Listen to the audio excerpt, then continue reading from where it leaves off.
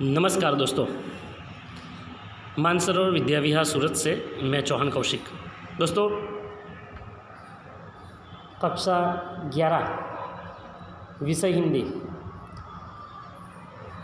दोस्तों, हमने पिछले एक वीडियो में देखा था प्रेमचंद की बहुत प्रसिद्ध रचना नमक का दारोगा। आज हम देख रहे हैं एक अन्य रचना जिसके लेखक का नाम है सत्यजीत राय। हिंदी फिल्म के जाने माने फिल्म डायरेक्टर रह चुके हैं। उनके बारे में जाने तो उनका जन्म 1921 को कलकत्ता पश्चिम बंगाल में। उनकी प्रमुख फिल्में हैं अपराजिता, अपू का संसार, जलसाधर, देवी चारुलता, महानगर, गोपी गायन, बाका बायन, पथेर पांचाली और हिंदी में शतरंज के खिलाड़ी और सदगति। उनकी प्रमुख रचनाएं प्रोफेसर शंकु के कारनामे, सोने का किला, जहांगीर की स्वर्ण मुद्रा, बादशाही अंगूठी आदि। उनको जो प्रमुख सम्मान मिला है वो फ्रांस का लेजेंडरी ऑनर, पूरे जीवन की उपलब्धियों पर ऑस्कर और भारत रत्न सहित फिल्म जगत का हर महत्वपूर्ण सम्मान इन्हें मिला है। 1992 में उनका निधन हुआ था। भारतीय सिनेमा को कलात्मक ऊंचाई प्रदान करने वाले फिल्मकारों में सत्यजीत राय अगली कतार में है। इनके निर्देशन में पहली फीचर फिल्म पथेर पांचाली, जो बांग्ला भाषा में थी, 1955 में प्रदर्शित हुई। उसने राय को अंतर्राष्ट्रीय स्तर पर प्रतिष्ठा प्राप्त करने वाला भारतीय निर्देशक बना दिया। इनकी फीचर फिल्मों की कुल संख्या 30 के लगभग है।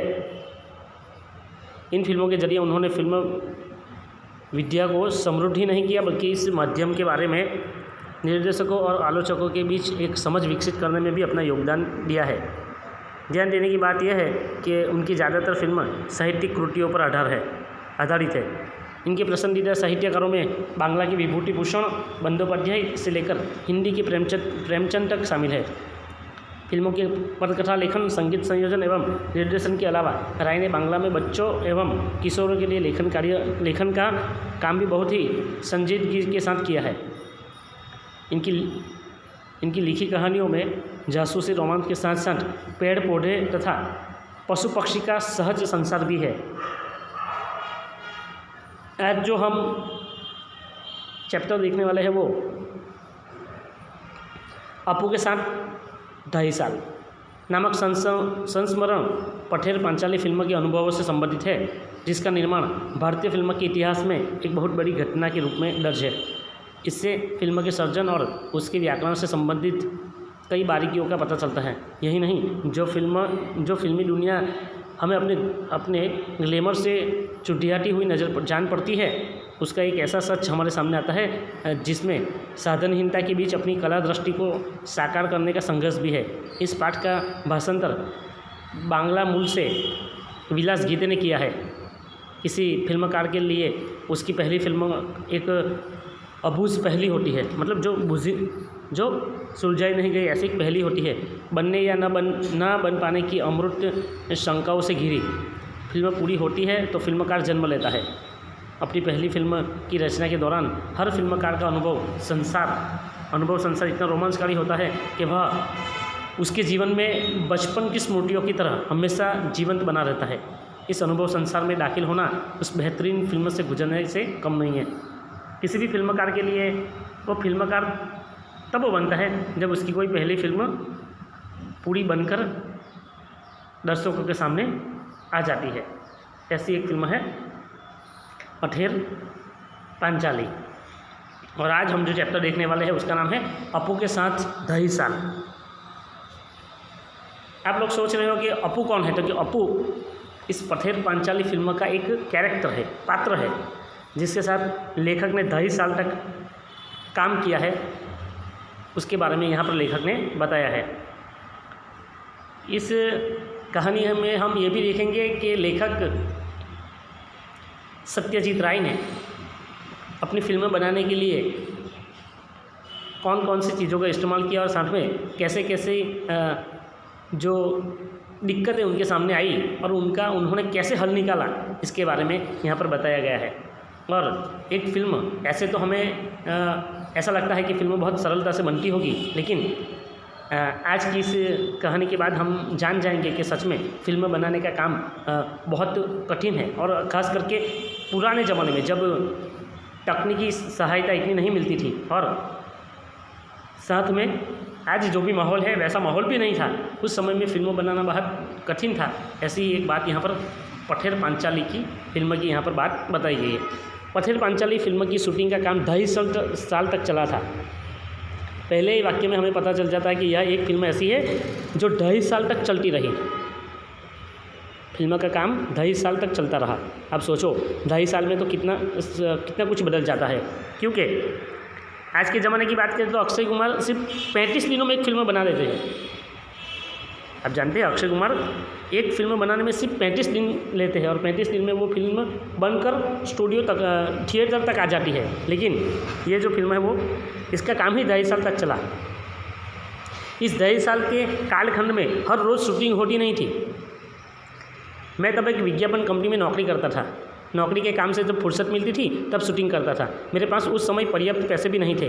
पैसे खत्म होने के बाद फिर से पैसे जमा होने तक शूटिंग स्थगित रखनी पड़ती थी। देखो, लेखक सत्यजीत राय कहते हैं कि जब मैंने ये फिल्में शुरू की थी तब मेरे पास ज़्यादा पैसे नहीं थे और मैं हर रोज़ शूटिंग भी नहीं करता था। मैं एक विज्ञापन कंपनी में काम करता था। लेखक लिखते हैं कि मैं एक विज्ञापन कंपनी में काम करता था। तब नौकरी से मुझे जब फुर्सत मिलती थी तब मैं शूटिंग करता था और मेरे पास जितना समय होता था उसी का उपयोग करता था और मेरे पास जितने पैसे होते थे उससे ही मैं काम चला लेता था। और फिल्मों का शूटिंग हर रोज़ भी नहीं होता था।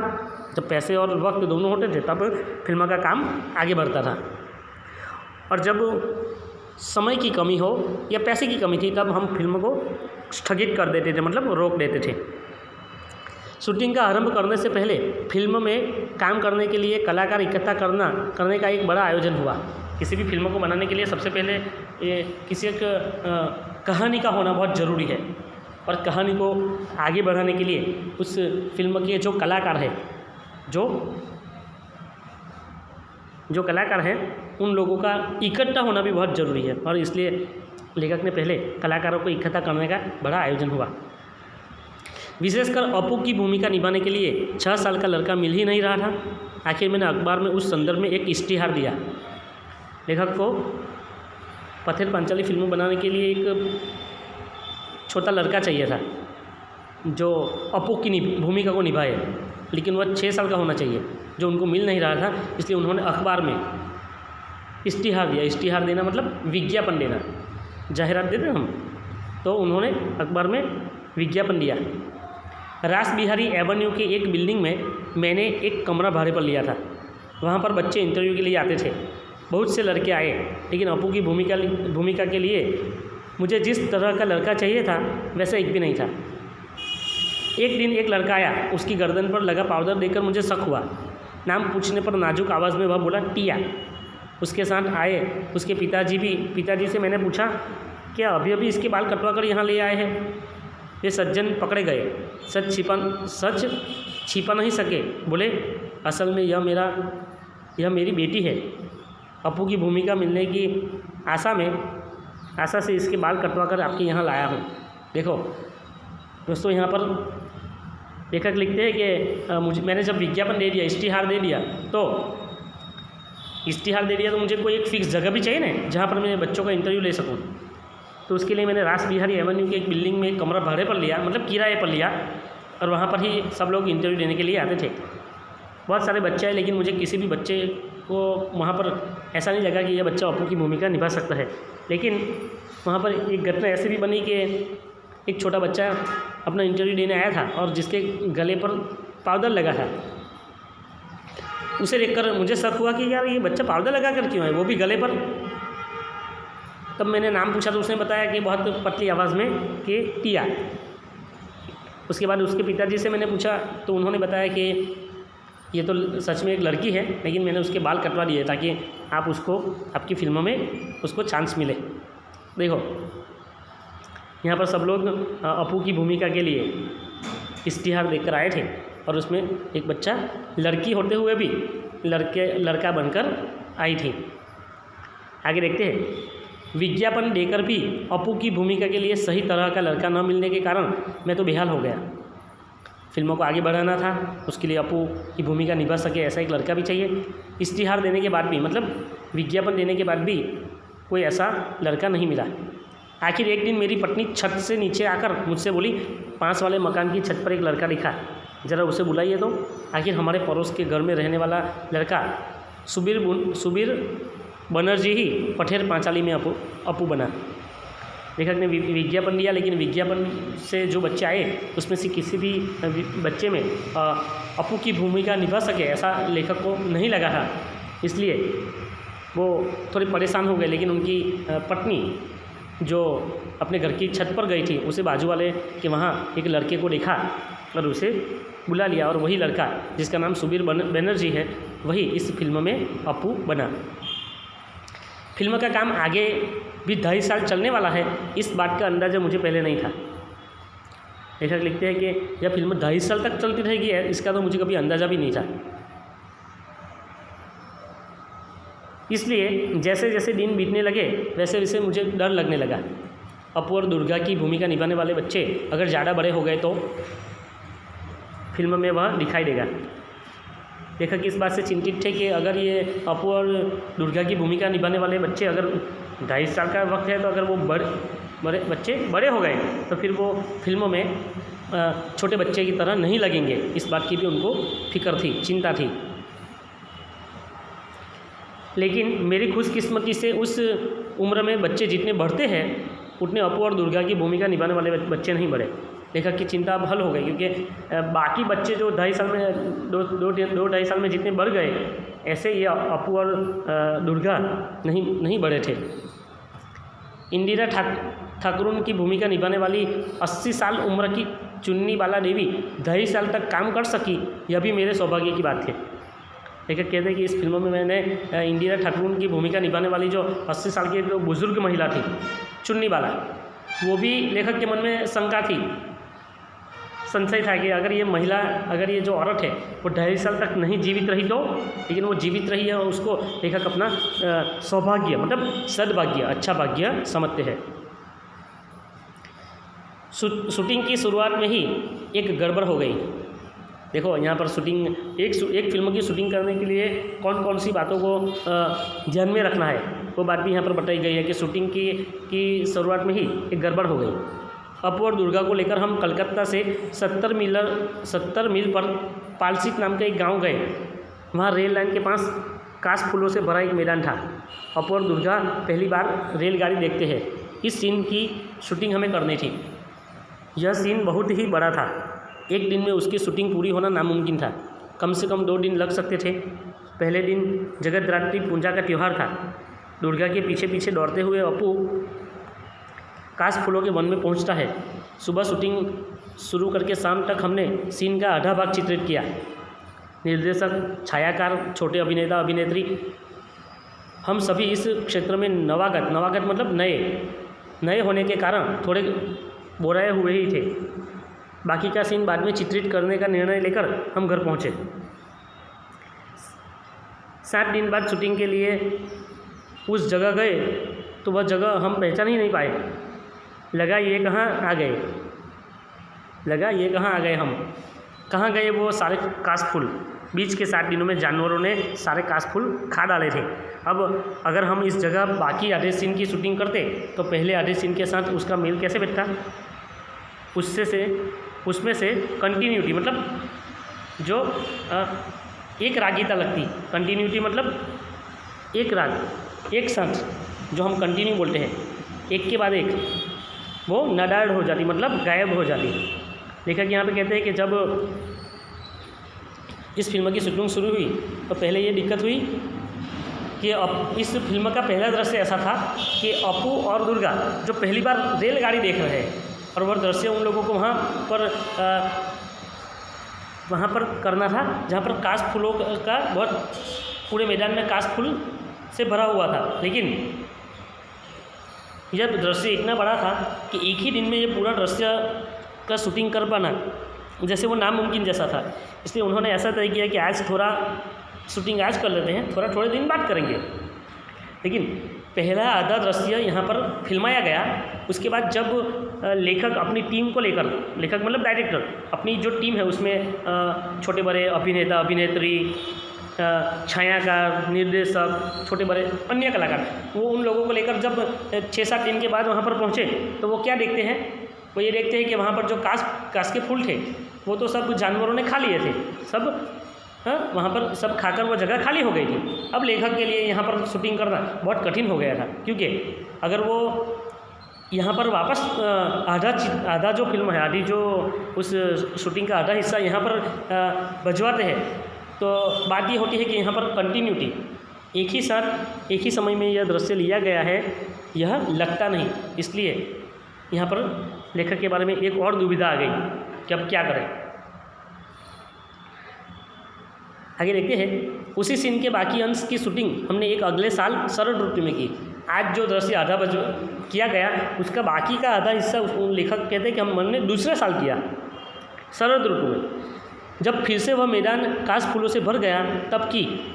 वो देखो, एक दृश्य को वापस मतलब जहाँ से आधा रुका गया है वहाँ से वापस कंटिन्यू करने के लिए लेखक को 1 साल का समय लगा, और आज के समय में देखें तो 1 साल में बहुत सारी फिल्में बन सकती हैं। 1 साल में बहुत सारी फिल्में बन जाती है। उसी समय रेलगाड़ी के भी शॉट्स लिए, जहाँ से रेलगाड़ी गुजरती हो ऐसे भी कुछ दृश्य को वहाँ पर अपनी फिल्मों में लेना था। लेकिन रेलगाड़ी के इतने शॉट्स थे कि एक रेलगाड़ी से काम नहीं चला। एक के बाद एक 3 रेलगाड़ियों को हमने शूटिंग के लिए इस्तेमाल किया। सुबह से लेकर दोपहर तक कितनी रेलगाड़ी उस लाइन पर से जाती है यह पहले ही टाइम टेबल देखकर जान लिया था। लेखक कहते हैं कि यहाँ पर हमें ये काश फूलों के साथ साथ एक रेलगाड़ी का दृश्य भी लेना था, लेकिन एक रेलगाड़ी गुजर जाए उतने में ये शॉट कंप्लीट नहीं हो सकता था, यह दृश्य तैयार नहीं हो सकता था। इसलिए हमने 3 गाड़ी एक के बाद एक 3 गाड़ी गुजरी वहाँ से, तब जाकर यह दृश्य तैयार हुआ। और उसके लिए हमने पहले से तय किया था, पहले से हमने ये जान लिया था कि इस पटरी से कितने बजे कौन कौन सी ट्रेन जाती है, ताकि उनका काम सरल हो जाए। आगे देखते हैं, हर एक ट्रेन एक ही दिशा से आने वाली थी। जिस स्टेशन से वे रेलगाड़ी आने वाली थी उस स्टेशन पर हमारी टीम के अनिल बाबू थे। रेलगाड़ी स्टेशन से निकलते समय अनिल बाबू भी इंजन ड्राइवर की केबिन में चढ़ते थे, क्योंकि गाड़ी के शूटिंग की जगह के पास आते ही बॉयलर में कोयला डालना ज़रूरी था ताकि काला धुआं निकले। सफ़ेद काश फूलों की पृष्ठभूमि पर अगर काला धुआं नहीं आया तो दृश्य कैसे अच्छा लगेगा। लेखक लिखते हैं कि हमारे वहाँ के हमारे जो साथी थे अनिल बाबू, वो भी जिस स्टेशन से ट्रेन निकलने वाली थी वहाँ पर पहुँच जाते थे, और जैसे ही वो शूटिंग वाली जगह आती थी वो ट्रेन के बॉयलर में कोयला डालना शुरू कर देते। जैसे जितना ज़्यादा कोयला डालते उतना ज़्यादा काला धुआं निकलता था। और उस समय ये बिजली से चलने वाली ट्रेन का प्रारंभ नहीं हुआ था, इसलिए ये कोयले से ही ट्रेन चलती थी। और लेखक के लिए ये बात थी कि अगर ज़्यादा काला धुआं नहीं निकलेगा तो यह दृश्य अच्छे से निभाया नहीं जा सकता, फिल्माया नहीं जा सकेगा। पथेर पांचाली फिल्म में जब यह सीन दिखाई देता है तब दर्शक पहचान नहीं पाते कि उस सीन में हमने तीन अलग अलग गाड़ियों का इस्तेमाल किया है। लेखक ने तो सच में 3 गाड़ियों का इस्तेमाल किया था, लेकिन यहाँ पर फिल्म देखने वाले को कभी भी ऐसा नहीं लगा कि यहाँ पर एक ही रेलगाड़ी का इस्तेमाल किया गया है। लेखक यही, जो फिल्म देखने वाले थे वो यही समझते थे कि एक ही ट्रेन या फिल्म में एक ही ट्रेन बताई गई है, लेकिन सच में वहाँ पर 3 ट्रेनों का इस्तेमाल किया गया है। आज के डीजल और बिजली पर चलने वाले इंजन के युग में वह दृश्य उस प्रकार से हम चित्रित नहीं कर पाते। अगर आज वो इस फिल्म के जो निर्देशक है, डायरेक्टर, वो ऐसा कहते हैं कि अगर आज के ज़माने में वह दृश्य अगर निभाना होता, फिल्माया जाता, तो वो इस प्रकार चित्रित नहीं कर पाते, क्योंकि आज के ज़माने में कोयले से चलने वाली ट्रेन धीरे धीरे करके बंद जैसी हो गई है। आज तो डीजल पर या फिर बिजली के बल पर चलने वाली ट्रेन का ज़माना है। आर्थिक अभाव के कारण बहुत दिनों तक हमें अलग अलग समस्याओं से जूझना पड़ा। तो उसका एक उदाहरण देता हूँ। देखो, लेखक लिख रहे हैं कि फिल्म बनाने के लिए जरूरी पात्र भी चाहिए, जो कलाकार है वो भी चाहिए, समय भी चाहिए, और इन दोनों से भी अधिक जरूरी, और या फिर इन दोनों के साथ साथ जो जरूरी चीज़ है वो है पैसा। अगर आर्थिक परिस्थिति कमज़ोर होगी, आर्थिक मतलब पैसा, आर्थिक स्थिति मतलब पैसे की स्थिति, लेखक कह रहा है कि मेरे पास उस वक्त ज़्यादा पैसे भी नहीं थे, इसलिए मुझे आर्थिक स्थिति से भी बहुत बार गुजरना पड़ा। उसका एक उदाहरण है, लेखक यहाँ पर लिख रहे हैं कि मूल उपन्यास में अपू और दुर्गा के भूलो नामक पालतू कुत्ते का उल्लेख है। लेखक कहते हैं कि जिस उपन्यास से यह फिल्म बनाई जा रही थी उसमें अपू और दुर्गा के साथ एक भूलो नाम का पालतू कुत्ते का उल्लेख है, तो लेखक को लगा कि एक पालतू कुत्ते के ऊपर भी कुछ दृश्य फिल्माने चाहिए। गांव से ही हमने एक कुत्ता प्राप्त किया और वह भी हमसे ठीक बर्ताव करने लगा। लेखक ने कहा कि वहाँ से ही हमने कुत्ता ले लिया जो हमारे के साथ अच्छा बर्ताव करता। फिल्म में एक दृश्य ऐसा है, अपू की माँ सर्वजया अपू को भात खिला रही है। भात क्या होती है पता है? भात क्या होती है?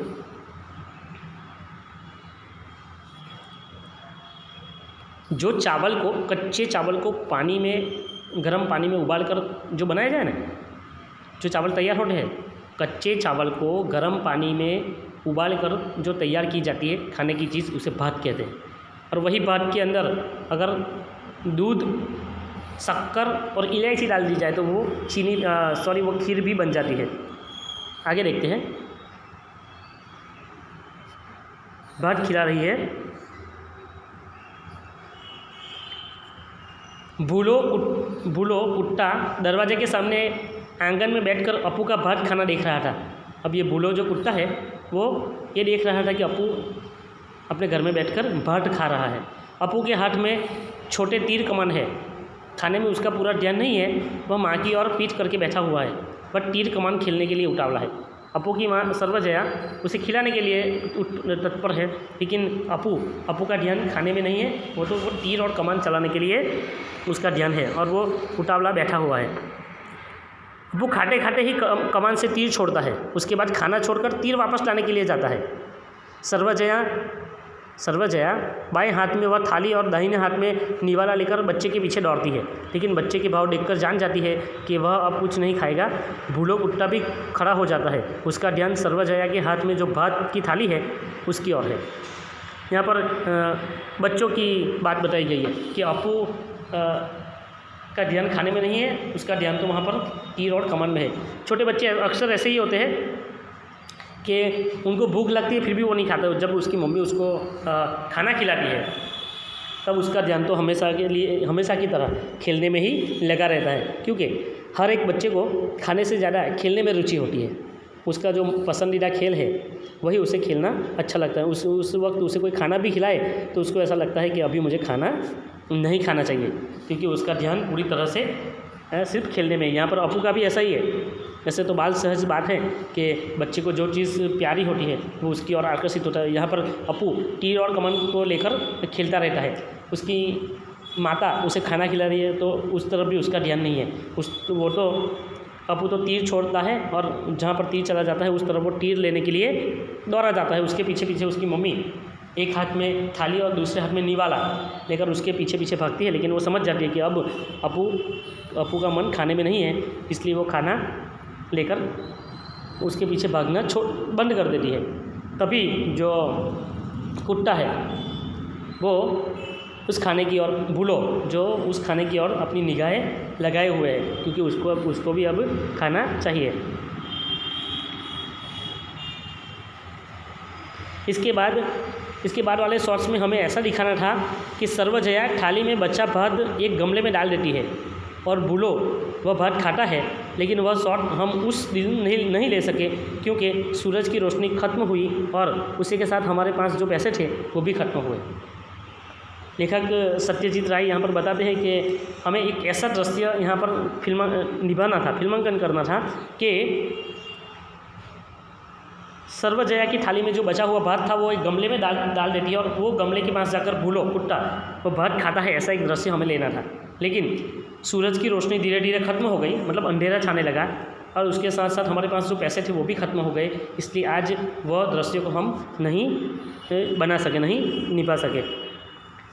दूसरी बात कि आज भी यहाँ पर जो दृश्य बताया गया है कि कुछ खाना था, वो सर्वजया ने गमले में डाल दिया और फिर वो कुत्ता वो खाना खाने लगता है। ऐसा गांव में आज भी होता है कि घर में जो भी चीज़ बनती है उसमें से थोड़ा हिस्सा निकाल कर कुत्ते के लिए बाहर रख दिया जाता है, ताकि वो कुत्ता आकर वो खाना खा ले। क्योंकि गांव में आज भी लोगों का ऐसा मानना है कि हमारे घर में जितने सदस्य हैं उनका तो बनाना ही है, लेकिन थोड़ी सी चीज़ कुत्ते के लिए भी ज़्यादा बनाना है। हर एक परिवार गांव में आज भी कुत्ते के लिए खाना निकालता है, और कुत्ते को भी पता है कि जो घर वाले हर रोज़ खाना देते हैं, कुत्ता अपने वक्त पर वहाँ पर आ ही जाता है, क्योंकि उसे भी भूख लगती है तो वो सीधा चलकर उसी घर की ओर आ जाता है जहाँ पर उसे खाना जल्दी मिल जाता है। आगे देखते हैं कि अब हम आगे देखते हैं कि लेखक के पास जो पैसे थे वो ख़त्म हो गए हैं। अब उनको और कुछ समय के लिए इस फिल्म को रोकना पड़ेगा, क्योंकि जब उनके पास वापस पैसे आएंगे तभी वो फिल्म को आगे बढ़ा पाएंगे। 6 महीने बाद, देखो लेखक के पास अब 6 महीने बाद पैसे आते हैं। 6 महीने बाद फिर से पैसे इकट्ठा होने पर हम फिर बोडाल गांव में उस सीन की बाकी अंश चित्रित करने के लिए गए, लेकिन वहां जाने पर समाचार मिला कि बूढ़ो कुत्ता अब इस दुनिया में नहीं है। अब क्या होगा? जो बूढ़ो नाम का कुत्ता था उसका देहांत हो गया है। अब लेखक सोचते हैं कि अब आगे कैसे इस फिल्म को बढ़ाया जाए। खबर मिली कि बूढ़ो जैसा दिखने वाला और एक कुत्ता गांव में है, अब लाओ पकड़ के उस कुत्ते को।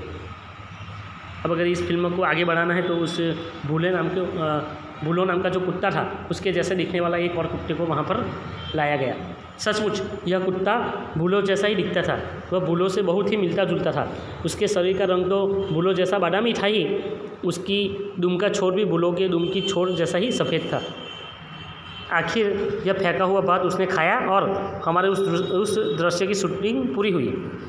फिल्म देखते समय यह बात किसी के भी ध्यान में नहीं आती कि एक ही सीन में हमने बूढ़ो की भूमिका में 2 अलग अलग कुत्तों से काम लिया है।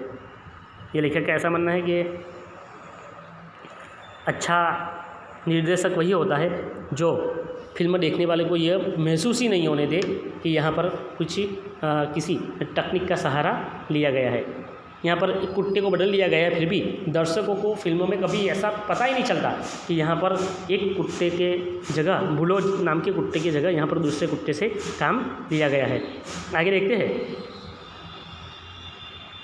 और सिर्फ कुत्ते के संदर्भ में ही नहीं, आदमी के संदर्भ में भी ऐसी ही समस्या से पथेर पांचाली की शूटिंग के दौरान उलझना पड़ा था। लेखक कहते हैं कि सिर्फ हमने कुत्ता ही नहीं बदला, एक बार ऐसा हुआ कि आदमी भी हमें बदलना पड़ा था इस फिल्म के लिए। श्रीनिवास नामक घूमते मिठाई वाले से मिठाई खरीदने के लिए अप्पू और दुर्गा के पास पैसे नहीं हैं। यह फिल्म की एक जो यह लेखक ये जो फिल्म बना रहे उसी का एक हिस्सा है कि श्रीनिवास नामक घूमते मिठाई वाले से मिठाई खरीदने के लिए अप्पू और दुर्गा के पास पैसे नहीं हैं। वे तो मिठाई खरीद नहीं सकते, इसलिए अप्पू और दुर्गा उस मिठाई वाले के पीछे पीछे मुखर्जी के घर के पास जाते हैं। मुखर्जी अमीर आदमी है, वे तो मिठाई ज़रूर खरीदेंगे और उनको मिठाई खरीदना देखने में ही अप्पू और दुर्गा की खुशी है। वो दोनों को इस बात से खुशी हुई कि चलो हमने मिठाई नहीं खरीदी लेकिन मिठाई देखी तो सही वहाँ पर किसी को खरीदते हुए देखकर, फिर वो लोग खुश हो जाते हैं। इस दृश्य का कुछ अंश चित्रित होने के बाद हमारी शूटिंग कुछ महीनों के लिए स्थगित हो गई। वापस एक बार ऐसा होता है कि ये जो अप्पू और दुर्गा जो मिठाई वाले के पीछे पीछे जाते हैं और जो मुखर्जी सेठ है वो पैसे मिठाई खरीदते हैं और उनको मिठाई खरीदता हुआ देखकर अप्पू और दुर्गा खुश होते हैं। उसके बाद का जो दृश्य वापस जिसका शूटिंग करना था, यह दृश्य आगे नहीं बढ़ पाया और फिर वापस फिल्म की शूटिंग रुक गई। स्थगित हो जाना मतलब रुक जाना, स्थगित कर देना पड़ा।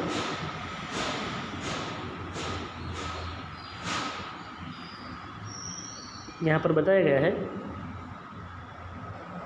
स्थगित हो गई मतलब रुक गई। इस फिल्म की शूटिंग वापस यहाँ पर रोक दी गई है। आगे देखते हैं। पैसे हाथ आने पर फिर जब हम उस गांव में शूटिंग करने के लिए गए तब खबर मिली कि श्रीनिवास मिठाई वाले की भूमिका जो सज्जन कर रहे थे उनका देहांत हो गया है। अब पहले वाले श्रीनिवास का मिलता जुलता दूसरा आदमी कहाँ से मिलेगा। लेखक लिख रहे हैं कि जिस आदमी से वो श्रीनिवास मिठाई वाले की भूमिका करवाई गई थी उस आदमी का देहांत हो गया है। अब उनके जैसा दिखने वाला दूसरा आदमी कहाँ से लाए। इस फिल्म में दोबारा ऐसा हुआ है कि जो एक पात्र था वो उसका देहांत हो गया है। आखिर श्रीनिवास की भूमिका के लिए हमें जो सज्जन मिले उनका चेहरा पहले वाले श्रीनिवास से मिलता जुलता नहीं था, लेकिन शरीर से वे पहले श्रीनिवास जैसे ही थे। उन्हीं पर हमने दृश्य का बाकी अंश चित्रित किया।